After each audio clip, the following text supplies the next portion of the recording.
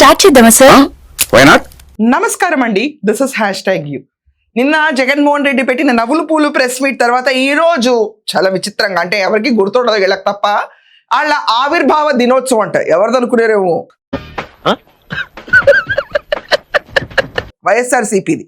విచిత్రం ఏంటంటే 2011లో, అంటే అక్కడ కూడా 11లో మార్చి 12న ఎంత సీరియల్గా ఉంటాయి చూడండి వీళ్ళకి. నేను ఇక్కడికి ఎమోషనల్ అవడానికి రాలేదు, మిమ్మల్ని ఎమోషనలైజ్ చేయడానికి వచ్చాను. 2011 మార్చి 12న 11 స్థానాల్లో గెలిచిన వైఎస్ఆర్సీపీ పార్టీ ఈ రోజు 15 ఏళ్ళు పూర్తి చేసుకుంటుంది. ఏమిరా బాలరాజు, ఏమిరా ఉపయోగం దేశానికి? ఇలా ఉంటుంది. దేశంలోనే ఒక మార్క్ ప్రబలంగా కనిపిస్తున్న పార్టీ అంట. వీళ్ళు వాళ్ళ మార్క్ వేసుకున్నారంట స్ట్రాంగ్ గా. I admit, I accept with you Jaganmohan Reddy. వేసావు దేశం మొత్తం మార్క్. లిక్కర్ కుంభకోణం, ఒక మనిషి గురించి ఇంతలా తాపత్రయపడటం కూడా కరెక్ట్ కాదేమో. 5 లక్షల మంది మహిళలు ఈ రోజు వాళ్ళ పసుపు కుంకాలు ఉంటాయో ఉండవో అన్న భయంతో లివర్ అండ్ న్యూరలాజికల్ ప్రాబ్లమ్స్ తో 5 లక్షల మంది సఫర్ అవుతున్నారు. అది నీ మార్కే. ఇది కాకుండా 30,000 మంది నీ ధనదాహానికి నీ ప్రభుత్వ హయాంలో ప్రభుత్వమే లిక్కర్ సరఫరా చేపించి 30,000 మందికి పైగా ప్రాణాలని హరాయించిన మార్క్ నీ ప్రభుత్వందే. ఇంతకాలం ఎప్పుడూ జరగలేదు. తిరుమల తిరుపతి దేవస్థానంలో నెయ్యి అన్న ఒక చిన్న పదార్థాని కోసం 250 కోట్లు హిందూ మతం పైన దాడి. ఇదంతా జరిగింది నీ హయాంలోనే.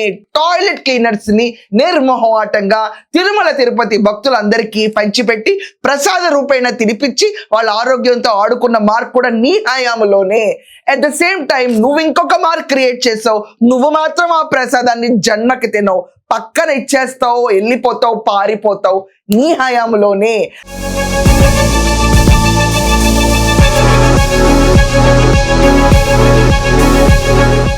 And YSRCP Congress party mark ఇంకోటి ఏంటంటే, తిరుపతి కొండ ఎక్కేటప్పుడు డిక్లరేషన్ ఇవ్వకుండా ఎక్కుతాం అన్నది కూడా నీ మార్కే.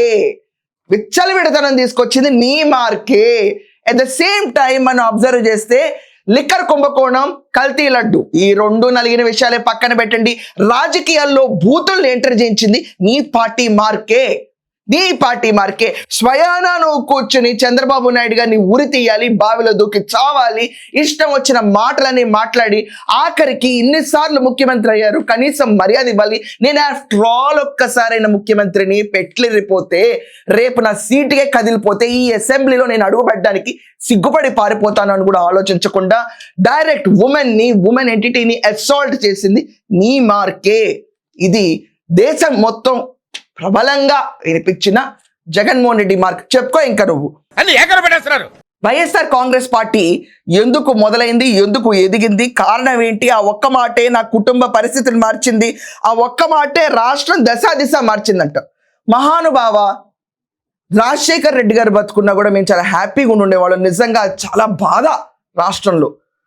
ఆయన ఉండుంటే నీ మార్కులు చూసే దుస్థితి మాకు వచ్చుండేది కాదు. ఇది ఫ్యాక్ట్. రాష్ట్ర భవిష్యత్తును మార్చింది నీ బోడి పార్టీ. ఓపెన్గా చెప్తున్నాను నేను ఈరోజు. బోడి పార్టీ జనాలందరూ 151 నుంచి బాబోయ్ జగన్మోహన్ రెడ్డి నీకు 151 ఎందుకని చెప్పి 15 ఏళ్ల క్రితం 2011లో నువ్వు పెడితే కరెక్ట్గా 11 స్థానాల్లోకి నువ్వు ఆవిర్భావ దినోత్సవం ఏ రోజు మొదలు పెట్టావో అన్ని స్థానాలు తీసుకొచ్చి నీకు పడేశారు. అది నీ పరిస్థితి. ఏదో ఒకటి చేసి స్టూడియో లేపేద్దాం సార్. తక్కువ కోట్ల వస్తుంది. విలువలతో కూడిన రాజకీయం, విశ్వసతులు, విలువలు అంట. మళ్ళీ మొదలు పెట్టాడు ఈ పంచాంగం.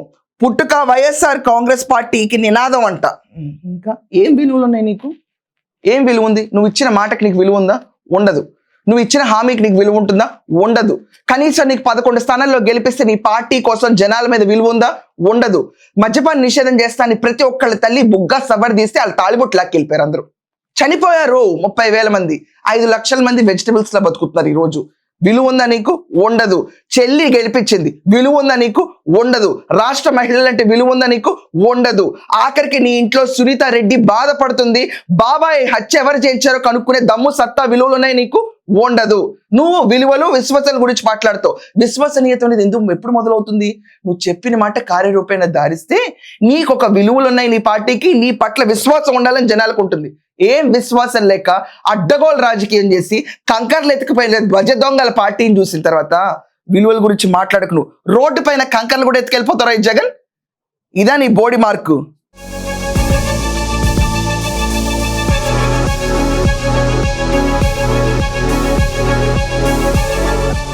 అల్టిమేట్ మీ అందరికి ఒక మాట చెప్తున్నాను, ఇదంతా అయిన తర్వాత మీరందరూ గుండె నిబ్బరంగా ఉండాలి. పైనున్న దేవుడు కిందున్న మీ మీదే నేను నమ్ముకున్నాను అని చెప్పి జగన్మోహన్ రెడ్డి మాటలు ఈరోజు చాలా గట్టిగా ఉన్నాడు. కింద ఉంటే ప్రజల మీదే నమ్ముకున్నాడంటే పైనున్న దేవుడు అంట. దేవుడిని అవహేళన పాలు చేస్తావు. దేవుడే నిన్ను నమ్మడు, ఈరోజు నమ్మడు. ఏ మతమైనా దైవం ఒకటే, నమ్మడు. కల్తీ లడ్డు గురించి నువ్వు చేసిన అవహేళన తర్వాత నిన్ను నమ్మరు. జనాలు నిన్ను ఎప్పుడో నమ్మటం మానేశారు. వాళ్ళు నీ వెంట ఉండరు. నీ పక్కన ఎవరున్నారు? 11 మంది సిపాయిలు ఉన్నారు. ఆ 11 మంది సిపాయిలను ఆడించడానికి నీకు ధైర్యం ఉందా? రాజే కదలడు. రాజు ఏదో మేకొట్టు కూర్చున్నట్టు ఆ చెక్ బాక్స్ నుంచి బయటకే రాడు. నువ్వు ఇంకా ఆటలు ఆడేస్తావు, రాష్ట్రాన్ని చదరంగా వాడిస్తావు. పక్కన పెట్టు. అదిగదిగో మా నాయకుడు, అదిగదిగో మా పార్టీ అని చెప్పి కాలర్ ఎగరేసుకుంటారంట అందరూ. ఇంకా చెప్పు 5 ఏళ్ల పాటు ఎగరేసిన కాలర్ లేని చొక్కాలు కుట్టించి ఓ మూల కూర్చోబెట్టారు. చాలా మందికి అయితే చెప్పకూడదు తినిపిస్తా, కాలర్ లేని బట్టలేసి లోపల నడిపిస్తున్నారు. సిగ్గు సెర ఉండక్కర్లా ఇలాంటి మాటలు మాట్లాడే ముందు ఎవరైనా కూడా. నేను జగన్మోహన్ రెడ్డి అంటలేదండి, అంత బాధపడకండి, మాట అతని కాదు.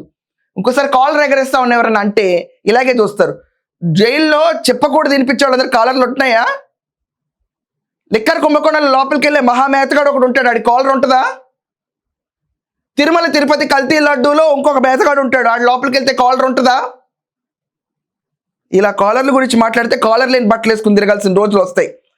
ఆ రోజు జగన్మోహన్ రెడ్డి పార్టీ పెట్టిన రోజు ఇక్కడ టీడీపీ, దాని తర్వాత ఇక్కడ కాంగ్రెస్ పార్టీ రూలింగ్ లో ఉంది, సెంట్రల్లో కూడా కాంగ్రెస్ పార్టీ టీడీపీ కుట్రల మధ్యలో పుట్టిన పార్టీ అంటారు. అసలు నేను చంద్రబాబు నాయుడు గారు పొలిటీషియన్ గానే చూడలే ఎప్పుడు, నేను ఒక అపోజిషన్ గానీ ఎప్పుడు చూడలా. అది నీకు కనిపించలేదేమో అని రాష్ట్ర ప్రజలందరికీ ఎవ్వరు నేను పట్టించుకోలే. ఆంధ్రప్రదేశ్ విభజిస్తున్నప్పుడు కూడా చంద్రబాబు నాయుడు గారిని వెళ్ళి కలిశారు, కానీ అందరూ నిన్ను వచ్చి ఎవడన్నా కలిశాడు అసలు? ఎందుకంటే ఎవ్రీబడి నోస్ ఆయనే గెలుస్తారని. మొన్న రోజా చెప్పిండు, ఒక ఛాన్స్ ఇవ్వు అని అడుగుతుంది, నేను సిగ్గులేదా అన్నట్టు. ఆ రోజు అలాగే వచ్చి బాబుకు ఒక ఛాన్స్ అంటే మీ నాన్నగారు మరణించిన సమయం, దాని తర్వాత మీ మదర్ వచ్చి అడిగిన సెంటిమెంట్, కాళ్ళకి బలపం కట్టుకుని తిరిగిన షర్మిల గారు, ఏళ్ల వల్ల నువ్వు గెలిచావు. కానీ జగన్కి మీరు ఒక్కసారి అవకాశం ఇమ్మని ఆ బిడ్డను దీవించమని అడుగుతా ఉన్నా. ఆ జగన్నే గెలిపించమని నేను ప్రజలందరినీ కూడా కోరుతా ఉన్నా. నేను జగనన్న వదిలిన బాణాన్ని